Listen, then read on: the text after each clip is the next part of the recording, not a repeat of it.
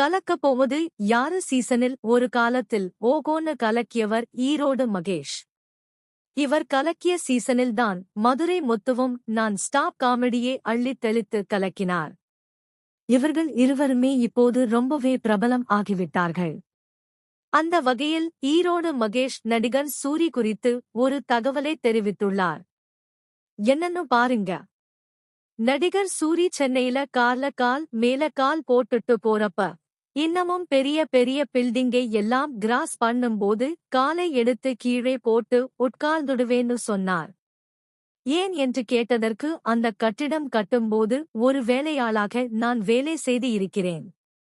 அந்த கட்டடத்திற்கு கீழே இன்று நான் என்னுடைய BMW காரில் போறேன்.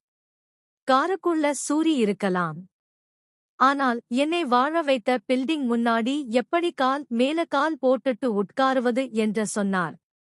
அதுதான் சூரி என்கிறார் ஈரோடு மகேஷ்.